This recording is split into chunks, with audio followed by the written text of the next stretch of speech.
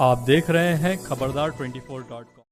अमरोहा जनपद के गजरौला में सोमवार की देर शाम सादुल्लापुर रोड पर स्थित जुबिलैंड की सेकंड कॉलोनी में कथा व्यास श्रीमद जगत गुरु गया पीठाधीश्वर स्वामी वेंकटेश प्रपन्नाचार्य जी महाराज ने अपने श्रीमुख से कथा रूपी अमृत वर्षा की। आयोजक अशोक राय ने बताया कि यह आयोजन 19 अक्टूबर तक होगा।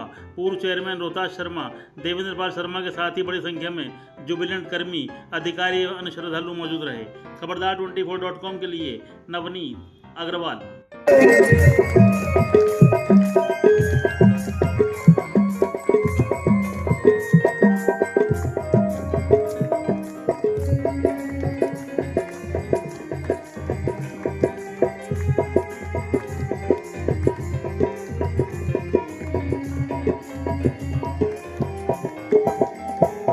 अच्छा हो या बुरा हो, जैसा भी हो तुम्हारा। अच्छा हो या बुरा, जैसा भी हो तुम्हारा। अच्छा हो या बुरा हो, जैसा भी हो तुम्हारा। अच्छा हो या बुरा, जैसा भी हो तुम्हारा। ना मुझे सजदों में तेरे मुझे बता, चरणों में कैसी रहूं, माया के बंधनों में शुभ्रता कैसी पाऊं, मुझे बता,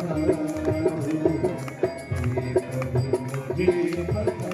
वत्सल भगवान की जय हो। इसलिए प्रभु बंधुओं, परमात्मा के चरणों में श्रद्धावनत होकर के प्रणाम करने का अनंत गुणा फल है। सच्चिदानंद रूपाय विश्वोत्पत्त्यादिहेतवे तापत्रय विनाशाय श्री कृष्णाय वयम्। आदि दैविक, आदि भौतिक और आध्यात्मिक ताप, ये तापत्रय बड़ा ही व्यथित करता है। आदि दैविक ताप भी सताता है, आदि भौतिक ताप भी सताता है।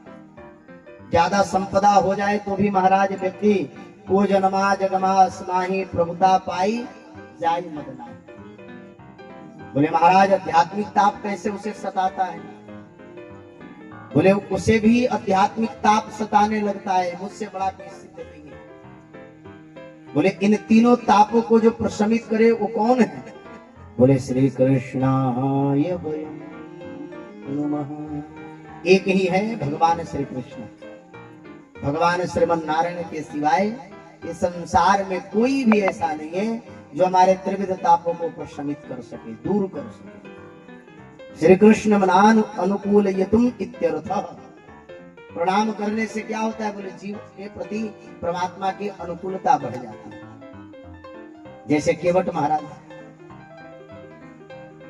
जिस केवट से जो जिसके दरवाजे पर पूरी दुनिया जाती है, चींटी से लेकर के हाथी पर्यंत 84 लाख योनियां जिस परमात्मा के दरवाजे पर जाती है, राघवेंद्र सरकार श्री ठाकुर जी केवट से जाकर के कहते मांगे नाम न केवट आना, कहूं तुम्हारा मर्म में जाना। और वही केवट जब गंगा जी पार कराए तो श्रद्धावनत होकर के मानसकार कहते हैं कि केवट उतरी दंडवत की ना, केवट उतरी दंडवत की ना, केवट उतरी दंडवत की ना, केवट उतरी दंडवत की ना।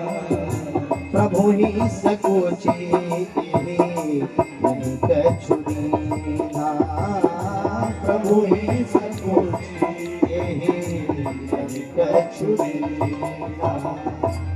श्रेष्ठ के चरणों में प्रणाम करने पर वह स्वयं सब जा जाते हैं।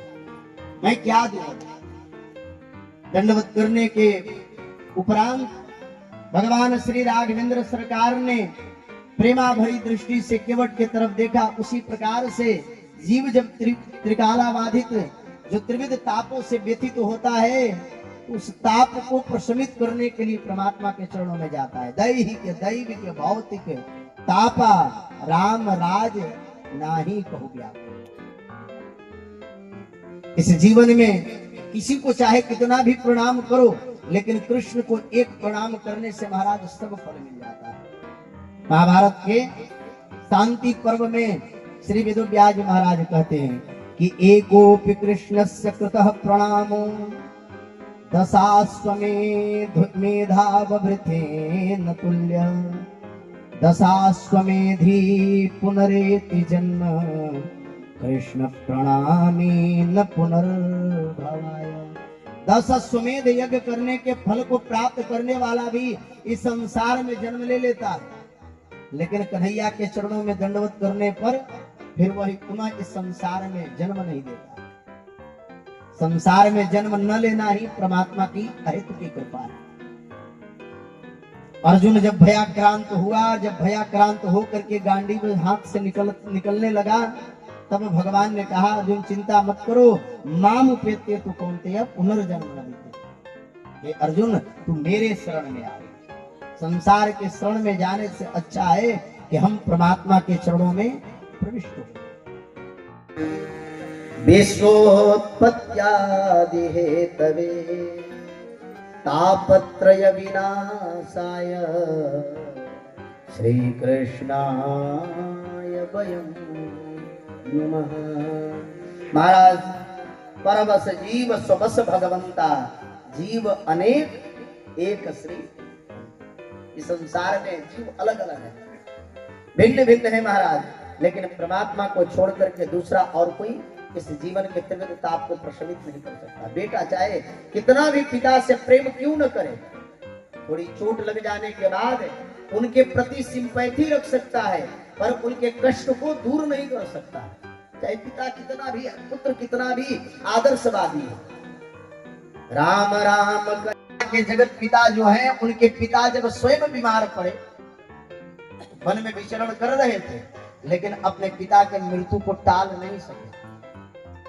इस संसार में परमात्मा भी महाराज इस जीवन में जीवन के कर्म को बदल नहीं सकते। अवश्यम एव भोक्तव्य कृतम कर्म शुभाशुभम।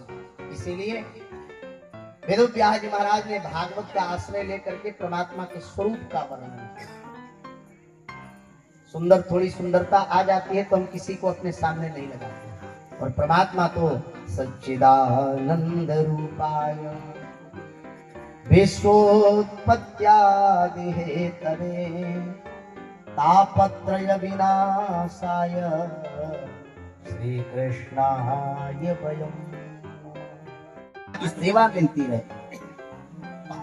आगे जब हम कथा प्रसंग में सुनेंगे तो वृतासुर कहता है भगवान से, प्रभु मुझे मालूम है जिससे आप प्रेम करते हो उसकी स्थिति कैसी होती है।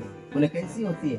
बोले प्रभु जिस पर आप प्रेम करते हो उस पर विपत्ति सबसे पहले डालता है, और उस विपत्ति के कारण महाराज विपत्ति में रहते हुए भी जब आपको विस्मरण नहीं करता है तो आप उसके पद प्रतिष्ठा से दूर कर देते हो, फिर भी वो आपका भजन करे। बोले तो क्या करते हो प्रभु मुझे मालूम है। बोले क्या करता हूँ? बोले फिर आप उस जीव को अपने निज गोद में स्थान देते हैं, फिर उसके लिए तो महाराज परम आनंद हो जाता है। राम भगति मनी उर बस जाके, राम भगति मनी उर राम भगति मनी उर बस जाके, राम भगति मनी उर बस जाके, भुवन दुख लवले सपने उठाके, दुख लवले सपने उठाके। कितनी सुंदर बात है। भगवान की कथा क्यों अच्छे की बात विचार कथा समझ में आती नहीं और आने भी नहीं चाहिए। काहे कथा समझ में आए? भागवत कथा की फलश्रुति क्या है? कभी आपने सुना है? पिछले वर्ष भी हमने कथा सुनाई भगवान की कथा। जिस भागवत जी के संरक्षण में हम लोग बैठे हैं, जिनकी चर्चा कर रहे हैं, इनकी फलश्रुति क्या है? बोले जीवन के अंतिम पायदान पर, अंतिम घड़ी में भगवान की कथा मिल जाए और जिनकी मृत्यु हो जाए, कथा सुनते सुनते जो मर जाए तो समझ लेना कथा असर कर गया। और कथा हो तो अगले साल से गजरौला वाले बुलाएंगे,